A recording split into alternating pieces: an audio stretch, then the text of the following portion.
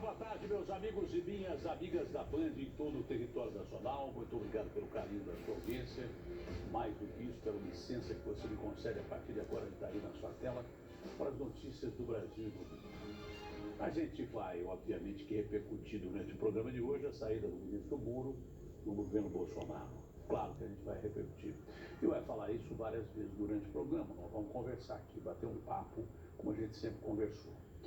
O que a gente procura ter dentro da nossa carreira, eu vou dizer na terceira pessoa, mas o jornalista procura ter, quando eu digo nós, tentamos ter independência e, por consequência, pensar da forma que nós pensamos, quer queira a pessoa goste, quer a pessoa não goste. A pessoa que você está criticando, a pessoa que você está falando. Afinal, a vida é assim. Quanto mais transparente você for, você pode falar o que você pensa. Você entendeu? E de repente, se você achar que estiver errado daquilo que você falou que pensa, eu não tenho compromisso nenhum em voltar atrás com as minhas opiniões. Absolutamente compromisso nenhum. Bom, quando o Bandeira foi mandado embora, eu achei que ele foi mandado embora tarde demais. Porque ele estava politizando a crise, do meu ponto de vista. Ele estava forçando a barra no final com o presidente da República e ele estava sabendo que ia morrer mais gente daqui para frente e ele quis forçar a barra, praticamente ele forçou a demissão dele para ser mandado embora, né? E depois, no final, dizer o seguinte: olha, você viu como está morrendo gente aí? Se eu estivesse lá não tinha acontecido isso. E o que me deixou com quase essa convicção definitiva, né, é que quando ele saiu daquela entrevista coletiva, que ele entrou sorridente já, é que aí ele já saiu sem ser o ministro. Né? E eu pensei que ele ia sair triste, porque por um motivo ou por outro, se o dono do hospital te manda embora porque você brigou com o dono do hospital, ou se você preferiu sair porque você preferiu sair, você abandonou o paciente, deixou o paciente ali. Né? E você sai com a impressão de que seu método de tratamento é o mais correto possível. E ele achava que ele inventou a medicina, era o novo Hipócrates. Ele deveria sair triste, porque, vão interromper meu método de tratamento e quantos milhões de brasileiros ou quantos milhares de brasileiros vão morrer. Não, saiu cantando Gonzaguinha, a vida é a vida é a vida, e abraçou a assessora dele, fez festa com todo mundo, parecia uma festa aqui. O que me deu a convicção de que realmente ele forçou a barra para sair do governo, ele fez de tudo para sair do governo. Bom, que o presidente é um sujeito que ele é o presidente da República e, na realidade, ele toma a conduta de dirigir o país de uma forma bem presidencialista mesmo. Ele exerce o poder dele. Às vezes erra, claro que erra. Quem é que não erra no mundo? Todo mundo erra. Às vezes erra mesmo. Ontem eu, abrindo o programa aqui, eu fiz um comentário, né, de que o Mandetta realmente tinha sido praticamente dispensado do governo Bolsonaro, porque ele merecia ser dispensado naquela época. Né? Mas que achava que não era a hora do presidente Jair Bolsonaro desse uma bica no Moro. Achei que ele não tinha feito a coisa correta, achei que ele não tinha feito a coisa certa. Foi o que eu disse na abertura do programa. Mas também deixei uma frase, porque eu sou um jornalista experiente, eu tenho quase 50 anos de profissão, falei, vamos esperar o que o Bolsonaro vai falar. Depois o presidente da República veio e falou das 5 até, sei lá, 5 e quanto, falou uma série de coisas com as quais eu concordei, outras nem tanto, que não precisava ter falado, mas nos pontos principais eu comecei a desconfiar que ele podia ter razão. Comecei a achar que ele estava certo. E hoje eu tenho quase que a convicção de que o Moro estava armando tudo para sair do governo do Bolsonaro. Que o Moro estava preparando tudo para sair do governo do Bolsonaro. Sem ir muito longe, né? Se aconteceu o que aconteceu, o presidente disse que aconteceu, né? Que o Moro lá atrás ganhou o cargo do Valeixo, que queria sair já, todo mundo sabia, isso um dia antes do Bolsonaro falar, do Moro falar, o Valteiro, que é um excelente repórter de Brasília, falou assim, ó, o Valério já falou para todo mundo que não quer ficar. Se o Moro barganhou o cargo para ser ministro do Supremo, e muita gente dentro do Supremo que hoje está dizendo, olha, o Moro não devia ter saído, muita gente já havia afirmado, o ministro Marco Aurélio, por exemplo, já havia afirmado que não queria ver o Moro na cadeira dele quando ele se aposentasse. O Gilmar, então, nem se fala. E daí por diante. Tá? Houve até quem se posicionasse de forma contrária ontem, mas lá atrás já era favorável a saída do Moro. Muita gente não queria o Moro no Supremo. Lá de dentro mesmo. Né? Podem ter mudado de opinião ontem. Mas, pensando bem, a forma de agir do Moro, né, saindo atirando no presidente da República, e ele não é de bobo, ele não tem nem um jeito de andar, nem cara e nem um jeito de andar. Quando ele começou a falar, o que ele começou a falar na despedida dele, e se esperava que ele fizesse como Mandetta.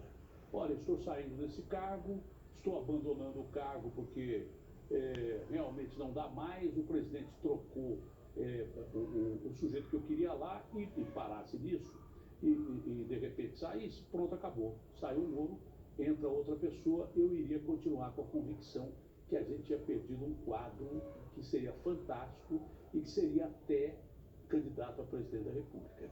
Mas eu comecei a analisar depois da fala do Bolsonaro, comecei a pensar depois sobre a fala do presidente da República, e a gente começa a perceber que parece mesmo que o Moro estava armando tudo, e inclusive não sei se, né, produzindo provas para que incriminasse o presidente da República. Quando ele fala que o presidente queria que um cara ficasse no lugar do Valeixo para que ele, presidente, conduzisse os destinos das investigações, isso é um crime gravíssimo que dá abertura para impeachment.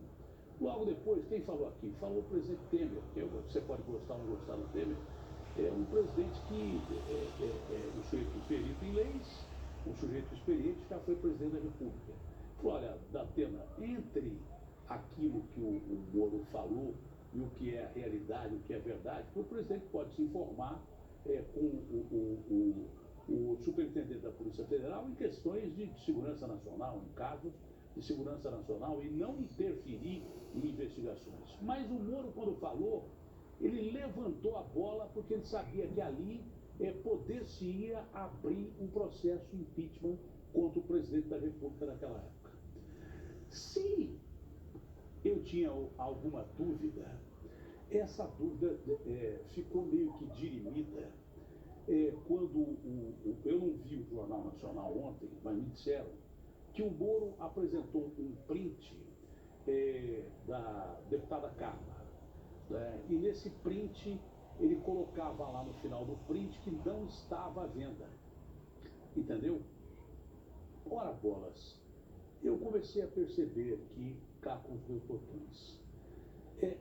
O juiz Moro, enquanto juiz Moro, era acusado pela esquerda de produzir prova contra a Dilma, de não só produzir provas, mas trocar conversas com quem não devia, né? Com quem estava investigando um caso, que o juiz não pode conversar com quem está investigando um caso. Não pode. Se ele reclama que o Bolsonaro queria interferir na política da investigação da Polícia Federal, por que ele conversava, então, com os procuradores daquela época? O juiz não pode fazer isso. E aí a esquerda caiu de pau em cima dele. Né? O Lula já tem um processo contra ele, que vai ser julgado pelo Supremo, dizendo que o Moro jamais poderia ter julgado o caso dele, porque ele passava e trocava informação com os procuradores da Lava Jato. São todos os caras que ele levou lá para Brasília. Se um cara pega um print da afilhada dele de casamento e usa isso como prova para dizer que não estava à venda e que realmente o presidente forçou a saída de barra dele, eu vou perguntar para você, se você tem um afilhado de casamento, né? Uma afilhada de casamento, o cara te passa lá confidencialmente, e eu vou falar com a deputada Carla Zambelli, daqui a pouco vou tentar falar com ela, essa é a deputada que falou comigo ontem, ela nem sabia que ia sair aquele print no Jornal Nacional, não é?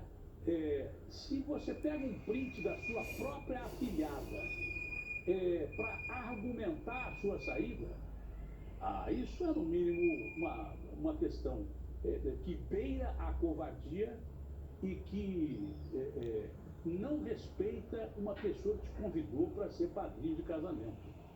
Se ele fez isso, pode ter feito outras coisas também. Se ele criticou várias vezes que foi hackeado durante a Vaza Jato, né?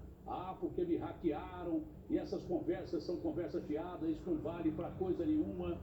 E dá a entender que tem alguma prova contra o Bolsonaro que possa ter sido gravada. Que diferença teria então ele e os caras que o hackearam e chegaram aí para a cadeia? Aquele pessoal de Ribeirão, de São José do Rio Preto. Que diferença teria?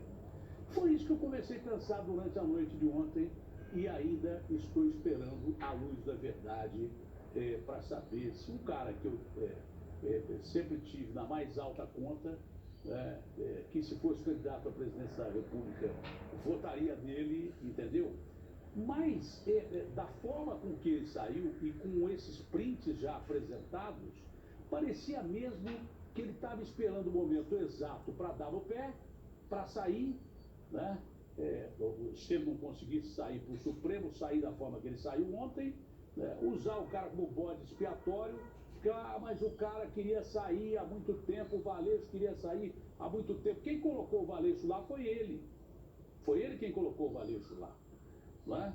E sei lá se os dois combinaram, de não aguento mais ficar aqui, eu também não aguento e vamos sair e tal. Mas apresentar um print da própria afilhada para justificar que não estava à venda, porque a deputada Carla falou aqui ontem, e foi bem antes do Jornal Nacional, que ela, como afilhada de casamento do Moro, tentou um nome de consenso do Moro com o presidente da República, para que o presidente da República apresentasse esse nome de consenso e que ele, Moro, aceitasse esse nome que seria de consenso e que tudo continuaria bem e pronto, acabou. Não é? Mas o Bolsonaro não devia ter feito isso nesse momento da crise.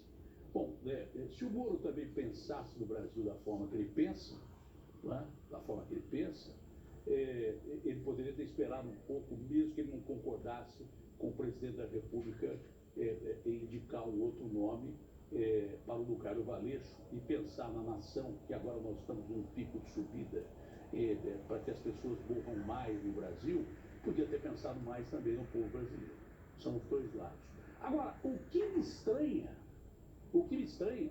é que esse mesmo cidadão em quem eu votaria para presidente da República, agora eu não sei se voto mais, porque eu vou pensar bem se voto, quero saber quando os fatos todos vierem à luz do dia e como eles vierem à luz do dia, né? Eu vou pensar bem sobre o meu conceito sobre o Moro, que eu defendi toda a administração dele. Antes da administração, no meio da Lava Jato, eu levei pau, era empresário todo dia aqui, ligando para cá, para meter o pau em mim, porque eu estava defendendo a Lava Jato, entendeu? Contra empresários corruptos, contra bandidos políticos que foram colocados na cadeia e tudo mais. Levei pau por causa do cara, defendi o cara pra caramba, defendi o cara até a semana passada, quando ele me deu entrevista. Mas o que me estranha, né? Esse caso da Carla Zambelli, eu jamais faria isso, pegar um print de uma afilhada minha e apresentar para uma emissora de televisão, ou por jornal, ou por qualquer coisa, entendeu aí? Ele padrinho de casamento da Carla Zambelli. Ele usar esse print para dizer eu não estou à venda, como ele realmente sempre se apresenta, que ele é incorruptível. Incorruptível. Ele diz, olha, eu sou um homem incorruptível. Eu não sei, ele também chegou a ser juiz lá daquela época do Banestado, não foi, Simão? Você não estava lá em Curitiba, ou Simão? Simão, você estava em Curitiba naquela época?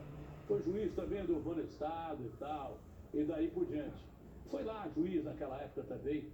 Mas o que me estranha é que o mesmo cidadão que disse que não tem projeto para ser presidente da República, é responsável por uma crise que derrubou o Lula, e que o Lula disse que ele, e a turma do Lula, a turma da esquerda, disse que ele não poderia julgar o Lula porque ele estava agindo de uma forma completamente errada e conversando com os procuradores com os quais ele não podia conversar, que ele, quando hackeado, falou que isso era crime, que era uma barbaridade. Pô, se é crime ou uma barbaridade ser hackeado, por que então ele age como um hacker particular e pega um print da própria afilhada dele e mostra numa emissora que tem uma audiência enorme na hora do jornal?